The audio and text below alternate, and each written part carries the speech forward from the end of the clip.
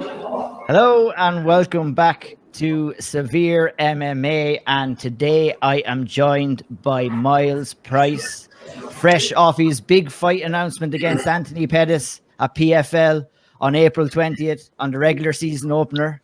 Yeah, I'm very excited to speak to you, Myles, today. And thanks so much for joining me, man. You're over in Dusseldorf, Germany right now.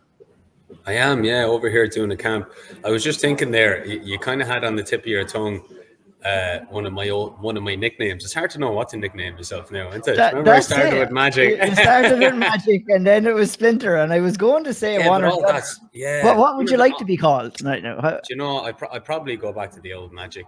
Yeah, I now it's just Myles Price, I think. But if I had to choose, I'd probably go back to Magic because, like the Splinter thing, I think was just for that kind of whole scenario with Queeley and the whole McGregor Habib thing. yeah, and it was like because So you took I'd that say on the it's so chin. many years ago now that people are probably like, Splinter. What the fuck does that mean? And is he like a pain in the arse, more like a splinter in your foot or something? yeah. I think Magic rolls off the tongue a little bit better, anyway. And Yeah. you worked some magic in securing yourself a fight with former UFC champion Anthony Pettis. I mean, you were on with us before and speaking about wanting to fight him, and the fight has come to fruition. I'm not. Look, we were on before, Myles. We spoke about what went on with Bellator and the whole setup there and how you felt you were a little bit mistreated, and I feel I would agree with you on those terms. So we spoke about that the last time, so we probably won't go in too much into detail this time around. But since then you've signed with PFL. You're over in Germany training in the UFD gym. You're getting prepared for Anthony Pettis on the regular season on April 20th. After what went on with Bellator, are you really happy? This couldn't have worked out any better, to be honest. Could it? No, I couldn't have been. And I was talking to a good friend of mine, Tom Keogh, there the last day, who's, you know, a real good friend of mine. And he was kind of with me every week, as many people were preparing for that fight. And he was saying that it's almost like it's come around all these years later that you really did make the right decision on standing up for yourself and your self-worth in regards to decision to not kind of play the game that Bellator are trying to play in regards to favouring certain fighters from SBG. And that's I don't really like using the word resentful because I feel like that was like a short stint of how I felt afterwards, because that's a sense of entitlement and a lack of faith, because I had faith that a moment like this would come, and now that it has, of course, I'm delighted. Look, I'm 33 years of age, going on 34. I was talking to Niall McGrath about this. It was earlier on today. I think we could be chatting to her yesterday about going into education again after my MMA career. So, I mean, to get these types of fights at this stage of my career is just fantastic. Like, of course, I grab it 100% like the second it's there. So, I mean, it's an honor to step in and compete against one of the all-time greats, which Anthony is. What were the feelings like for you, Myles, when you actually found out that the fight was happening? Because I was speaking to you, we were messaging, I believe it was last week or the week before, and at the time I was just asking you the question, like, did you know who you were fighting or what the plan was? You had no idea what the plans were, and then next thing, a couple of days later, the fight was announced. So did it just like come together that quickly? I think the first thing that pops into most fighters, but they won't admit it, I will, because I'm very honest with myself. I think the first thing that happens when you hear a name is imposter syndrome. You think to yourself, oh my God, I can't believe I'm a fighter, all this shit. So that happened, and then got over that, and then I just was super excited, and I was fucking blazing a trail in the gym, and it felt great. So, obviously, they have great guys here, so it's not like I was fucking tearing the heads off anyone. But I mean, I was having really good sparring sessions, feeling really good. So, it all kind of settled down. But I tell you, it was quite funny. My manager Ivan, I was doing a few weights. I do kind of a rest day on a Wednesday because Monday, Tuesday is super hard. Thursday, Friday is super hard. So we kind of rest in the middle of the week. And I was doing my weights, and I went out to the front because I was going to talk to him about sponsorship and all that. For the upcoming, for me shorts, you have a few spots in your shorts and your t-shirts for it. And I said, "What's the story, Ivan? You all right?" We were chatting away, and he said, "Yes, brother, you fight 4 weeks. Did I tell you who?" I said, "No." He said, "You fight Anthony Pettis, brother." I was like, "What? How long have you known this?" I nearly did a backflip. I was like, "What the fuck?" Yeah, that's the kind of information you need to know, man. But like, I was like, "You must be the busiest man in Germany to forget to tell me that shit." Fucking hell. Crazy. And like, for you, preparing for this fight, Myles, I mean, you found out with literally 4 weeks ago. Was it kind of playing on your mind a bit, not knowing who you were fighting? And because obviously everyone wants to game plan and kind of get their mental game ready before the fight. So like, how did you find that? Was it different?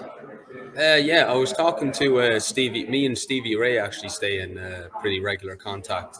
He's a great guy. I train with him over at the PFL press conference there, and we just clicked as people. Like, he's just a really good guy, and have a lot of time for him. Real genuine guy, hard worker. And he's obviously, as you know, in the lightweight division there as well. Like, and he was saying the same. Like, it's a little bit unusual because we're not used to that kind of format. Where we usually know 8 to 10 weeks out. Like, even 6 weeks out was a bit unusual. So 8 to 10 is like normal, and to hear 4 weeks out, it's like, do you know? In a way, I kind of enjoy. I kind of enjoy just not knowing, because I could just enjoy my training. When you don't have that name. See, now I have to meditate for like half an hour to 45 minutes a day just to stay in the present moment and not overthink the competition coming up and all this, because it's important to really center yourself and just really focus on the moment and enjoy the day by day as it comes, because that plays into how well you perform in training too. Like, you're worn out before you go into training if you're lost in thought throughout the day, and it takes over everything. So in a way, I enjoyed it actually. I kind of liked just enjoying my training and not really knowing who I was going to compete against. Yeah, well, unfortunately, you don't have that luxury now because you're going in there against Anthony. Yeah. And you talked about a little bit of imposter syndrome, a bit of anxiety. What did you do to work out of that? And when do you kind of put the blinkers on and just focus on the task in hand? Well, I feel like that the old boring kind of checklist of things that legitimately really do work for metacognition, separating yourself from your thoughts, feelings, emotions, and having like a rational output, just getting stuff to your forebrain is really important. I mean, like, I just journaled for like an hour. I wrote down the game plan that I felt like was important. I meditated for an hour, and then I just felt great. Yeah, I just saw things for what they were, just like, my thoughts, feelings that came along with hearing news like this, getting it down on paper, which is super important, and then writing out a strategy, like, what am I going to do to help these thoughts, feelings, and emotions? Well, obviously trying to come up with some sort of a strategy, and then coming up with a great support system, which is, getting advice on what to do from the coaches here and back home. So, like, all those little steps really do matter. Yeah, 100%. So, like I mentioned at the start, you were over in Germany right now. You're at UFD gym. How did you come to the decision to move over there? Obviously, stacked with talent over there, one of the best gyms in Europe right now. Was it a bit of a no-brainer for you to go and just, like, you've been at AKA before, now you're over in UFD, and I think throughout your career as well, even in the early stages of your career, you're always willing to go and train in other gyms and give yourselves new bodies and new looks and put yourself in awkward positions. Do you feel that that's important to the development of your fighting style and also maybe overall in mixed martial arts for any fighter? I do, because it dissolves the ego, and anything to do with dissolving the ego puts you in a place of suffering, which equals contentment and growth. As the great Joseph Campbell would say, you have to go through death in order to have rebirth. And I feel like that if you're the big fish in a small pond in your gym, which is important too, it's not to say that too much of anything's wrong. Not not wrong, but it's not necessarily good for balance. I feel like that if you want to improve, then you have to travel outside your comfort zone. You have to exit your comfort zone. You have to go through a bit of suffering, a death per se, and then you reinvent yourself through that, you know. And I feel like that sticking to your roots to a degree with your home gym, but also exiting to other places is super important. Like, I mean, you have to have that different bodies, different fields, different adaptations, different sense of, you know, of yourself, you know, and it's really important. Indeed, yeah, I love how insightful you get with your answers, and that's like down to your studies right now. You're studying clinical psychology, and maybe we'll talk a bit about that later on. I want to focus on UFD as a gym right now. There's some good bodies over there. Number one on the list is Roberto Soldic. I mean, one of the best middleweights in the world right now. Having the opportunity to train with the likes of him, and David Sawada is there, who's also performed in the UFC, and a couple of other great fighters as well. How much has that experience added to your game right now? Yeah, I've gotten. I only got one play sparring with David Sawada because he has a knee injury at the moment. He's actually on a show called Octagon in Germany. Him and his brother Martin Sawada are actually on that, and they're doing like kind of a German Ultimate Fighter kind of thing, and they're going to fight the coaches from Frankfurt because apparently there's a bit of beef with them too. I don't know why, but You're not yeah, causing trouble over there. You're over there causing no, trouble. Only there a few weeks. I know, yeah. Same as when I was in the States with the whole rap scenario. um, but yeah, training with Roberto is really good. Roberto's a super humble guy, you know. There's always one alpha in the gym, you know. There's always like the Conor McGregor would be the alpha in SBG. Habib or DC would be the alpha in AKA. There's always one within the gym, you know, and Roberto is that guy here, obviously, because he's the most accomplished and he's been doing achieving the most in the gym at the moment. And you wouldn't think it, to be honest with you. He's a very humble guy, just really helpful as well. Very like always down to have an old conversation and train. I haven't got a huge amount of work done with it. I've gotten a couple of spars, a bit of rolling, a lot of wrestling actually I got with him, which I was very happy with. And the two of us, I feel like, got a lot out of that. And his striking it was great to do a bit of striking with him as well, because obviously he's known for just knocking lads out clean, like, and he hits like a fucking truck, like, he really does, like, so it's really good to get that feel, like, in the gym with him. But I try, I'll be honest with you, it's a very deep pool of experienced fighters here. I do have some great guys, like, that have a lot of similar styles to my next opponent's style too. So I'm going to be well prepared. There's no doubt about that. They're all big, like set 8-0, 10-0, 11-0 lads, like, all welterweights. Would there be anyone that you'd be speaking highly of that we might not know too well, or? I think Sean Denny was talking about Lo Meli before. He's fucking very good. Like, I mean, I love sparring him as well. His wrestling's so good too. Like, and he's very good. There's a lad that lives in the dorms with us, Bekaroz Zubadov. Oh, Jesus Christ. Hold on here now. Just give me 1 second here, because I'm always getting his name wrong. And he's a good. Do you know the way the two of us just got on really well? And even though he hasn't got a speck of English, the two of us just understand each other. Do you know, in that way? It's one of those really weird relationships. Bektar Abduelov, is it? No, it's a Bekhruz and then Zugurov.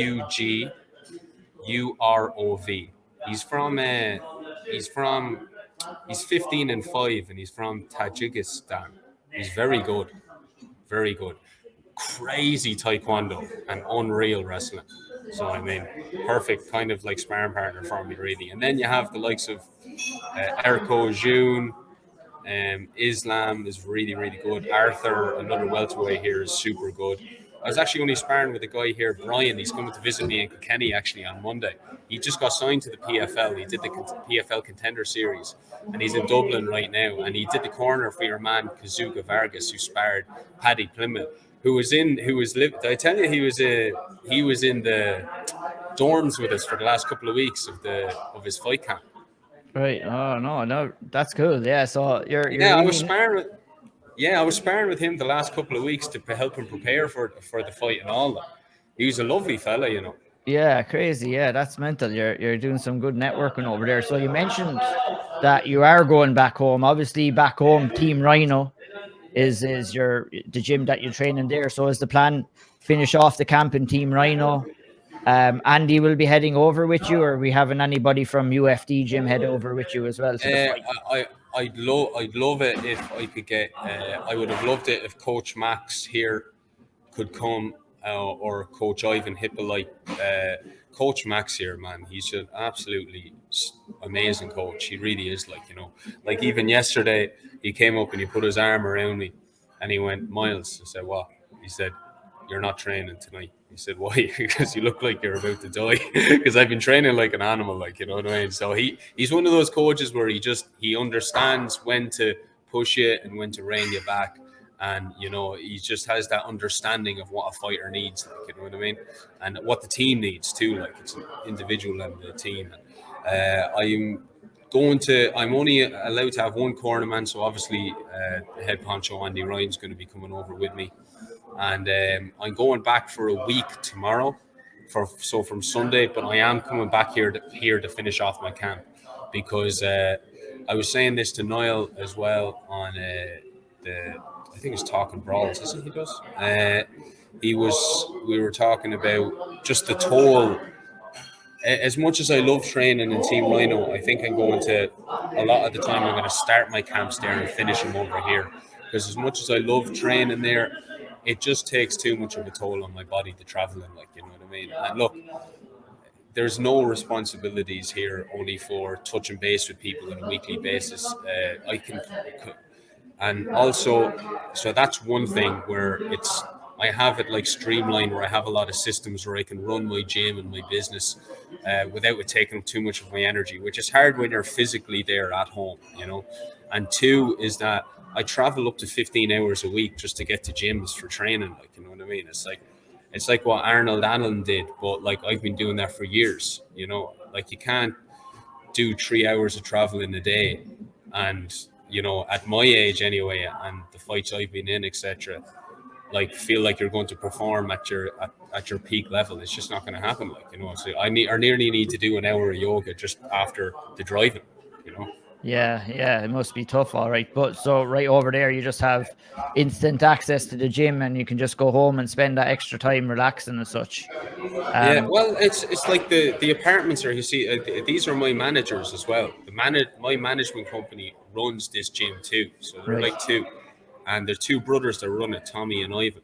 And literally, part of the deal is you get free accommodation. So the accommodation's here and the gym's here.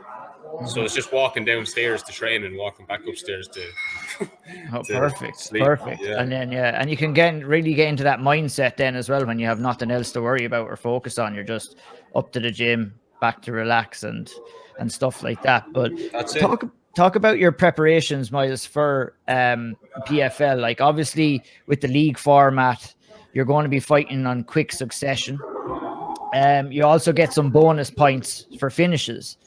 So is that on the back of your mind coming in ahead of your fights, or do you need to focus on just the fight as you would a normal fight? I'm just going in there, think of it as a normal fight. To be honest with you, I have to go in there and implement a game plan, and I have to go in there as well and just adapt in the moment, because that's where I work best, is when I have a game plan and I adapt in the moment. So I'm not thinking of quick finishes and all this, because then you're just forcing things that may not even be there. You know, Yeah, like at 100. the end of the day, like Anthony's, like, he's fucking loaded. Like, let's be straight. Like, you know what I mean? He has loads of money. He's been at the top of the sport. He may not be in his prime right now, but there's a fucking reason why he's in here, trying to prove that he is the same version of what he was before. So, I mean, I can't be in here trying to think about, oh, I'm definitely going to finish him in the first round to get a quick six. It's like, no, like, I'm implementing a game plan. I'm going to be sharp, focus on what I'm going to do, and if the finish is there, I take it. 100%. Do you think that, like, at the stage of his career, that this is the best opportunity for you to pick up a win over him? Or are you treating him like, I know I've heard you say before, you need to treat him like the Anthony Pettis who was UFC champion? Of course, I have to.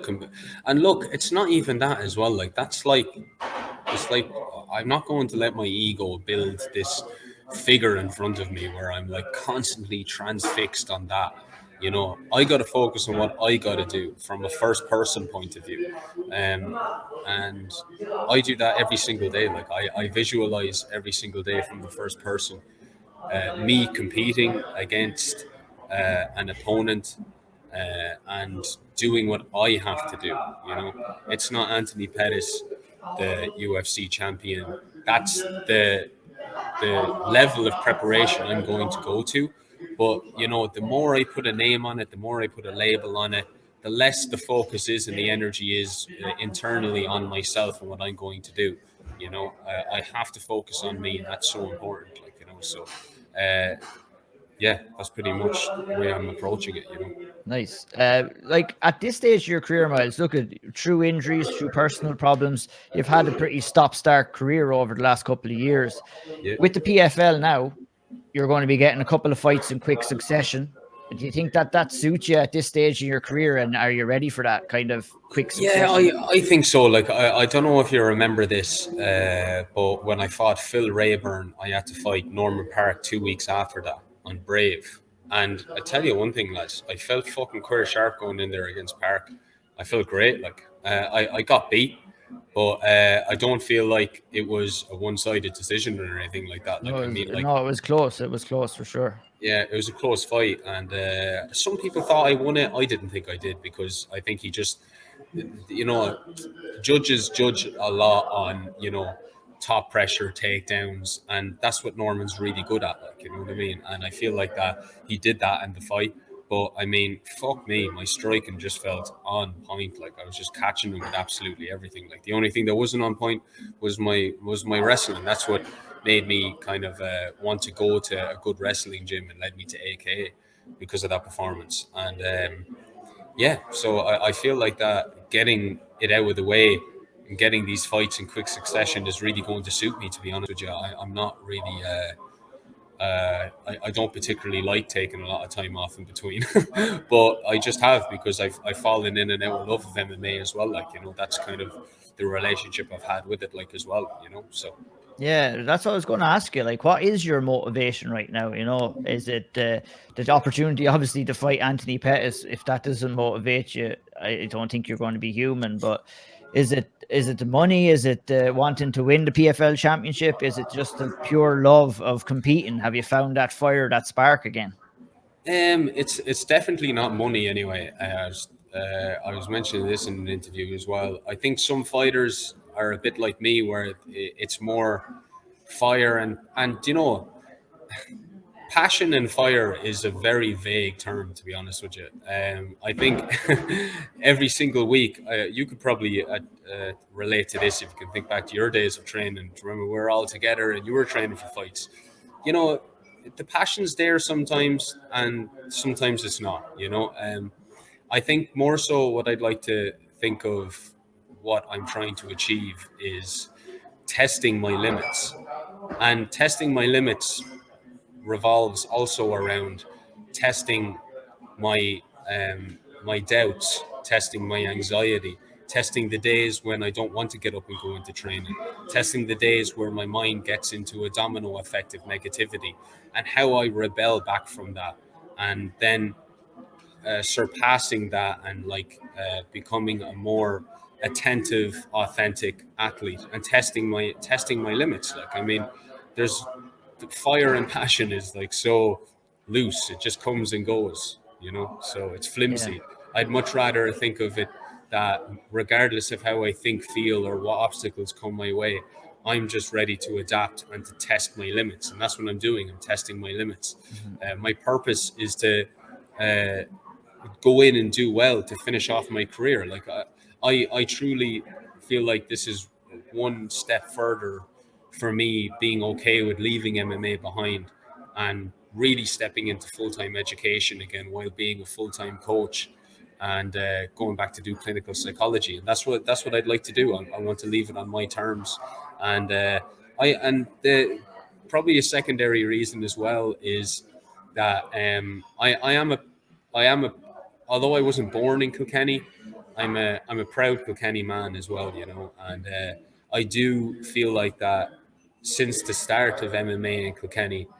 I feel like me going in there and leading from the front is really important to keep inspiring younger men to come in, and younger men and women, of course, to come in and change their lives through martial arts. They don't need to be competitors, but I feel like that this is to kind of bring the sport to the highlight and to the forefront, and to just give people the opportunity and the option, and bring into the into the spotlight that they have an option to do martial arts as well.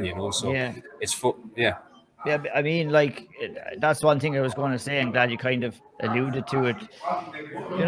It kind of, mixed martial arts can help you grow as a person, and even if whether you're competing, whether you're training, I mean, I stepped away years ago. You kept it on. You're getting your just rewards right now, and I mean, you're a guy who is fighting down in Kilkenny and fighting in Wexford on posters that said extreme cage fighting, and now you're going in and you're going to be the first Irish representative in PFL. So you've really come a long way, and I think you should be proud of yourself, number one, anyway. And I'm glad for sure that you're getting the opportunity, and it's well deserved. Thanks very much, Ian. I really do appreciate that, and thanks very much as well for all the support and all that as well. Two proud Kilkenny men. That's it, Kilkenny. We have to look after our own, Myles. And just before I let you go, I won't hold you for much longer. You've talked about what may come after mixed martial arts. So, obviously the sole focus right now is on the PFL. It's on this season. Are you looking at this as a one season or done, or can you see yourself at the PFL for the next couple of years, or what's the plan there? I'll have to say, like, it's really important to kind of leave all options open, to be honest with you. In regards to this stage of your career, I feel like the one mistake that athletes make is that they almost make it like a self-reflection on themselves if they stop. They're afraid to live a life outside of this life, and it's like it's an ego thing again. Like, I feel, it's like, of course the world's your fucking oyster. You can do anything you want to do, and of course it's going to be scary. Of course you're going to be insecure when you exit from this lifestyle and kind of delve into another part of your lifestyle. But I think that's where people fall into, and fighters fall into this trap, that and they start losing loads, and they put too much pressure on themselves, and they feel like they can't escape the game and they can't leave the game because it's so much of who they are and their identity. Well, you can change your identity any time that you want. And for me, the likes of the pandemic was a silver lining, and I found out how much I truly love psychology and studying psychology, which I do every day. And I'm ready to reinvent myself in regards to going back to college and really enjoying that side of my life, and that may come after this season. It may come in 2 years' time. And I feel like it's important for me not to be fixed about it, to feel what's right. When I feel the moment is right, I'll do it, and I think every fighter should really take that approach, because you can change your life at any stage. 100%. Very well said. Just to round us off, Myles, obviously, Anthony Pettis is next in line, but how do you see yourself matching up with the rest of the fighters in the lightweight category in PFL? And has there been any talks of future opponents, or is it just Pettis and then we just find out? It's just Pettis, really. It's just Pettis really now. I don't think they even look that far ahead. They kind of see how it plays out, and then we're on to the next one then, And you see yourself matching up with the rest of the guys in there. Obviously, Rahush Manfio is the current champion. You have Stevie Ray is in there as well. Aubin Mercier, a couple of good fighters in that bracket. Yeah, I don't want to fight Stephen, to be honest with you. We were talking about this already. We don't really want to fight each other. Like, I mean, we're friends, like, you know, at this stage. So, I mean, it would be great if I didn't fight him, like. But look, I'm just taking one fight at a time. I see myself matching up well against anybody. I'm not a kind of one of these guys where I'm a one-trick kind of pony. Like, you know, I adapt to whatever I need to adapt to in a fight. So whoever it is, I'll come up with a game plan. I'll make tweaks to my style, and then we'll go from there. It's interesting you mentioned your style. You came into mixed martial arts as primarily a striker, developed some serious grappling skills, and you've been relying on those grappling skills right now. Like, how would you describe yourself as a fighter if you were to describe yourself right now? Very well rounded, I'd assume. Yeah, I think just well rounded. You know, I think just well rounded. You know, I feel like that. I'm kind of a gritty pressure guy now. That's quite calculated. That's what I feel like. I go into fights like, you know, like I feel just well rounded. I don't really feel like I'm like you know, one of these guys that I'm astonishing anywhere. But I have moves where they're definitely a hell of a lot more high percentage in other particular areas of my game. But I'd say just well rounded, like, and gritty. Yeah. Do you think that if you adapt the same kind of a game plan that you did against Peter Queally in your last fight, obviously you've grown on those skills since then. If we see similar kind of a game plan, is that what you think is going to bring you more success in this fight with Anthony Pettis? Yeah, like, I mean, I don't think it's rocket science, really, is it? Like, you know, it's like, I'm not going to, I have a bit of a Habib kind of narrative going into this. It's like he has the same game plan every time. I'm making a few tweaks, but I mean, like, yeah, he has the same game plan every time. I go in, I smash you, I take you down. Like, that's just what he does. Like, you know, he's not going to hide what he's going to do. He's going to do the same shit over and over again. So I feel like that, obviously, there has to be tweaks. I can't have this kind of peekaboo guard, like, you know, that I had against Peter. Like, I wanted to have that guard because I knew he couldn't hurt me with strikes, you know, and I wanted him to kind of hit me because he had this kind of mindset where he was this like powerful brawler that's going to walk me down and beat me up and hit me with strikes. And I just wanted to challenge him with that, you know. I wanted to kind of break him with that, like, and let him hit me in my guard and in my head. And then when that didn't happen, which he probably envisioned for 10 to 15 weeks, you know, the morale went down a little bit. And I felt that, like, you know, in the fight, you know. So it'll be similar, but a little bit smarter with the striking, you know, like Pettis is. I wouldn't say he's like, you know, I think Peter's a very good striker, to be honest with you. I just think Pettis is a little bit trickier. Yeah, indeed. Yeah, and he still has some serious knockout power as well, which doesn't really leave. And look, Myles, I won't keep you for any longer. I mean, I really appreciate you taking the time to speak with me today. I'm buzzing to see you get in there and fight Pettis. Be on April 20th. It'll be live on Channel 4 across the pond over here. It'll be on ESPN.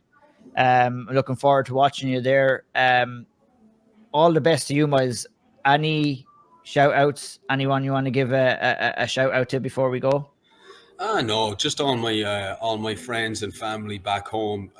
My team, first and foremost, in Team Rhino Kilkenny.